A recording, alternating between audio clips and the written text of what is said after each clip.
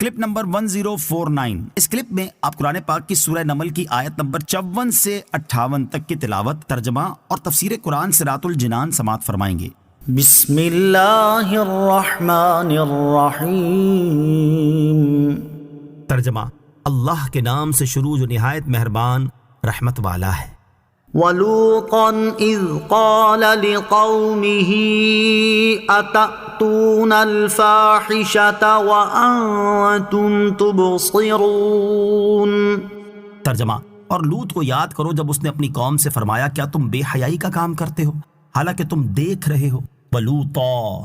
اور لوط کو یہاں سے حضرت لوط علیہ السلام اور ان کی قوم کا واقعہ بیان کیا جا رہا ہے۔ آیت میں ذکر کیے گئے حضرت لوط علیہ السلام کے قول کا ایک معنی یہ ہے کہ کیا تم بدکاری پر اتر آئے ہو حالانکہ تم اس فعل کی قباحت جانتے ہو۔ دوسرا معنی یہ ہے کہ کیا تم بے حیائی پر اتر آئے ہو اور تم ایک دوسرے کے سامنے بے پردہ ہو کر اعلانیہ بدفعلی کا ارتکاب کرتے ہو۔ تیسرا معنی یہ ہے کہ تم اپنے سے پہلے نافرمانی کرنے والوں کی تباہی اور ان کے عذاب کے آثار دیکھتے ہو پھر بھی اس بدعملی میں مبتلا ہو۔ نوٹ: حضرت لوط علیہ السلام کے واقعے کی بعض تفسیرات سورہ اعراف آیت نمبر 80 تا 84 اور سورہ ہود آیت نمبر 77 تا 83 میں گزر چکی ہیں۔ أَإِنَّكُمْ لَتَأْتُونَ الرِّجَالَ شَهْوَةً مِّن دُونِ النِّسَاءِ بَلْ أَنْتُمْ قَوْمٌ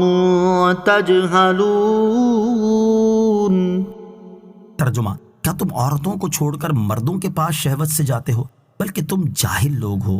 اَإِنَّكُمْ، کیا تم، حضرت لوط علیہ السلام نے مزید فرمایا کہ کیا تم عورتوں کو چھوڑ کر مردوں کے پاس شہوت پوری کرنے کے لیے جاتے ہو حالانکہ مردوں کے فطرتی تقاضے کی تسکین کے لیے عورتیں بنائی گئی ہیں، مردوں کے لیے مرد اور عورتوں کے لیے عورتیں نہیں بنائی گئیں، لہٰذا یہ فعل حکمت الہی کی مخالفت ہے، بلکہ تم جاہل لوگ ہو جو ایسا کام کرتے ہو اور تمہیں اپنے اس فعل کے برے انجام کا اندازہ نہیں۔ فطرت سے بغاوت کا نتیجہ۔ یاد رہے کہ مردوں کے فطرتی تقاضے یعنی شرمگاہ کی شہوت پوری کرنے کا درست ذریعہ عورت ہے، اور اس میں بھی کھلی چھٹی نہیں کہ جب اور جس عورت سے دل چاہا اس سے اپنی شہوت پوری کر لی، بلکہ اس میں شریعت نے ایک حد مقرر کی ہے اور کچھ اصول و قوانین نافذ فرمائے ہیں جن کے اندر رہتے ہوئے بندہ عورت سے اپنا فطرتی تقاضا پورا کر سکتا ہے، اور فی زمانہ شرعی نکاح کے علاوہ عورت سے فائدہ اٹھانے کی کوئی صورت نہیں، اور شرعی نکاح کر کے اپنی بیوی سے جائز طریقے کے ساتھ فطرتی تقاضا پورا کرنا انسانی فطرت کے عین مطابق اور بے شمار فوائد کا حامل ہے، جیسے انسانوں کی تعداد میں درست طریقے سے اضافہ ہونا،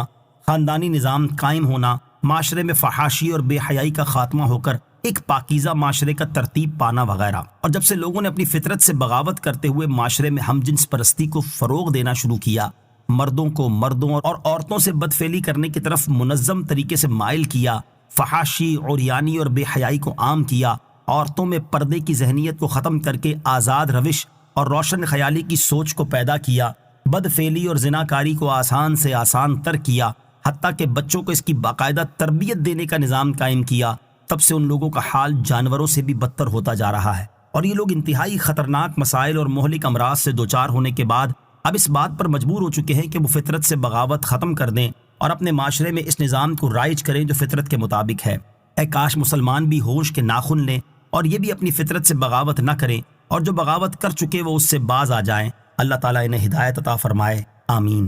فما كان جواب قومه إلا أن قالوا أخرجوا آل لوط من